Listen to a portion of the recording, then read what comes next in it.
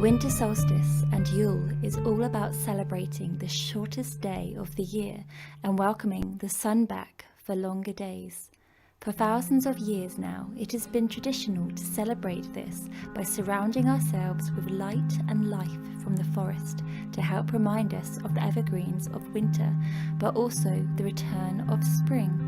It is a time we can look forward and set intentions for the rising of the spring, but also a time we could give back to nature for the cycle of seasons it has given us this past wheel of the year.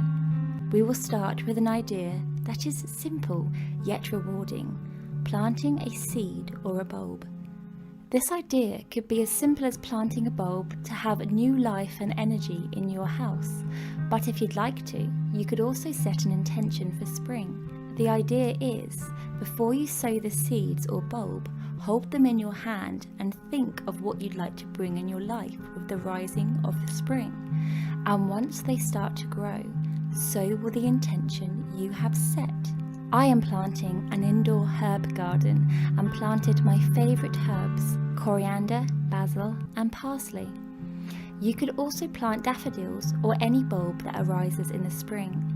Place them on a windowsill with light and the sun will work its magic on your new babies. Idea number 2 is again simple yet powerful: lighting a candle.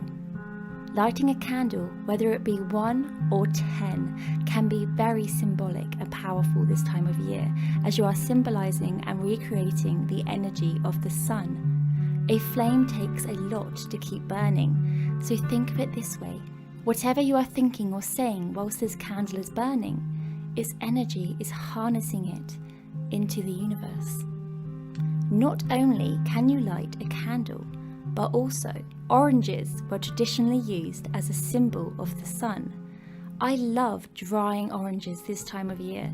They brighten everything up and make the house smell incredible. I simply cut thin slices of orange and sprinkled them with cinnamon, as this is seen as a symbol of protection. I then place them in an oven of moderate temperature and bake until dry. Do keep checking on them as they tend to burn easily.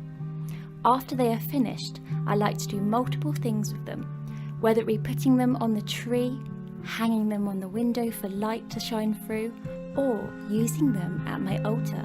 I wanted to give it back to nature. This past year I have gathered so much nature, and it has no other purpose now than to just sit on the shelf. So I thought, what better way to let go of these items than to give them back in a way that was so powerful and symbolic to this time of year. I found an evergreen tree in my favourite place, the secret swamp, and I decided to decorate it with all of these memories I had collected this year. And it was so nice to be reminded of these memories, but to also place them back to decompose into the earth ready for spring. In the end, I was so happy and overjoyed. This little tree got some attention that it never thought it would get. Of course, you can recreate this with items you find in the woods. It's just a lovely way of giving back to the life that surrounds us during this season. And this leads me to my last point: being grateful. With this past year, nature has given us a full cycle through its seasons, and what had grown during the spring is now back into the earth once more.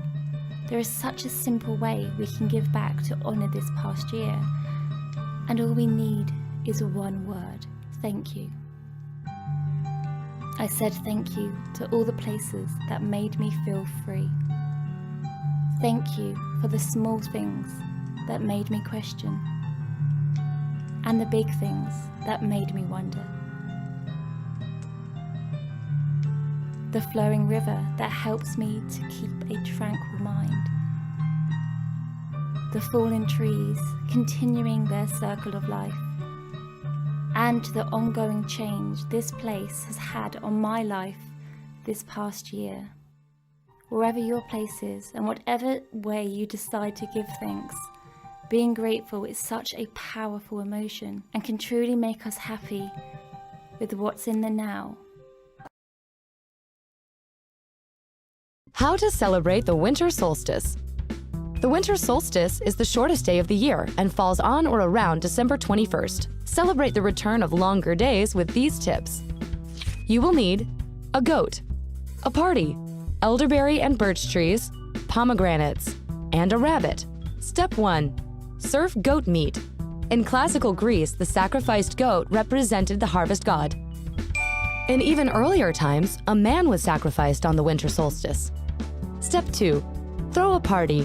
During the Roman Empire, the Saturnalian festival coincided with the winter solstice. Step 3. Plant some elderberry and birch trees. The ancient Druids believed these trees grew at the entrance to the underworld, to which the sun god journeyed at the time of the solstice. Step 4. Tell stories and eat pomegranates. This is how the early Zoroastrians celebrated the solstice in Persia. Step 5. Catch a rabbit. The Hopi Native American tribe celebrated the winter solstice with a 20-day ceremony that included rabbit hunts. Not into hunting? That's okay. The solstice is a time for celebrating, so no matter what your tradition, don't forget to have fun.